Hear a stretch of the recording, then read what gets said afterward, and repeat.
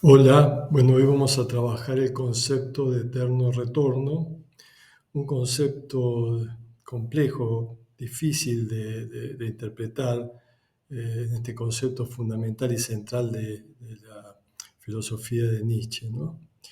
Eh, Michel Onfray lo vincula un poco en esa intuición que tuvo Nietzsche, en esa epifanía, ¿no? De esta intuición del eterno retorno, y también el personaje Zaratustra, ligado a la muerte del padre, ¿no? Como la patología de la locura, la patología, los síntomas somáticos de Nietzsche, un poco están ligados a la muerte del padre y al retorno.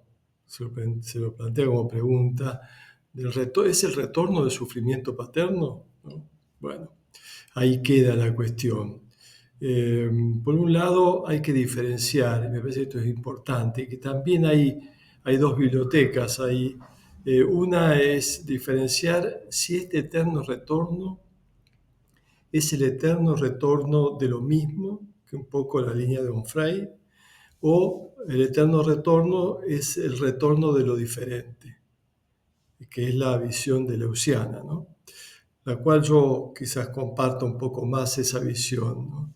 Porque si uno desea algo y desea que se repita, que tenga siempre el mismo retorno, o sea, el retorno de lo mismo, del deseo, eh, el tema es, ¿eso que retorna es lo mismo? Y si es lo mismo, ¿no caemos ahí un poco en lo establecido, en lo estático? En cambio, me parece que pensar el retorno como lo diferente genera una cuestión del devenir, una cuestión del movimiento, que es muy nietzscheano, ¿no? Entonces ahí está un poco la cuestión. ¿Retorna a lo mismo o retorna a la diferencia? En este de conviértete en lo que eres.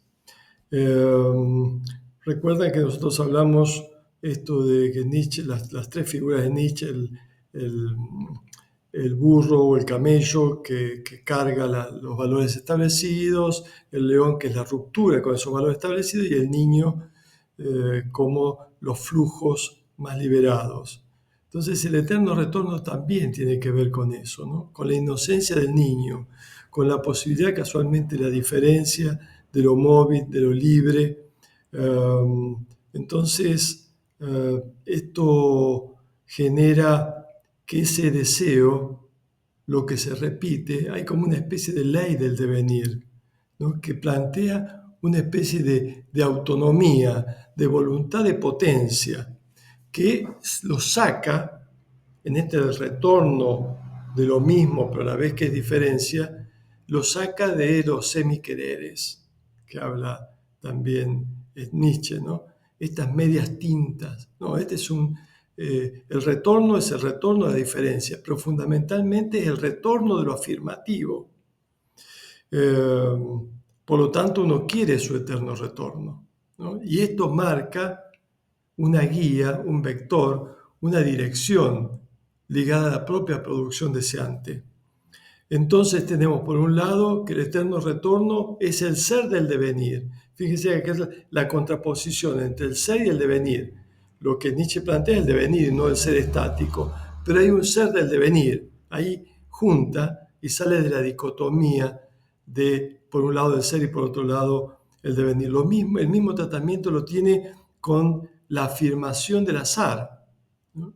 Es decir, o la necesidad del azar, mejor dicho. Es decir, que por un lado el azar, muy nietzscheano, y la necesidad como una cosa de repetición de lo mismo. Entonces, se apoya en el azar, pero fundamentalmente la necesidad del azar, el retorno a la necesidad del azar. Y también lo mismo con lo uno y lo múltiple nietzscheano y el uno más de la tradición logocéntrica occidental, pero sí lo une nuevamente o lo articula como el retorno del uno de lo múltiple. Eh, entonces, fundamentalmente, el eterno retorno es el retorno de lo múltiple, pero también de lo selectivo, porque me gusta la imagen que trae esto de la rueda. ¿no? La rueda que en su movimiento es un movimiento centrífugo. Es decir, que en este retorno selectivo lo que hace es expulsar lo negativo, apoyando lo afirmativo. Este es el eterno retorno. Por eso el eterno retorno tiene que ver con la voluntad, pero con la voluntad de potencia, la voluntad de poder, una voluntad de poder afirmativa. También lo liga con la tirada de dados, ¿no? Es decir, tirar los dados en una primera tirada se afirma qué cosa, el azar, que es un concepto nietzscheano. Ahora, hay una segunda tirada que confirma la primera tirada, ¿no? Es decir, ahí hay una composición de dos tiradas que hacen la reafirmación de la primera tirada. Esto es importante porque va marcando la afirmación del azar.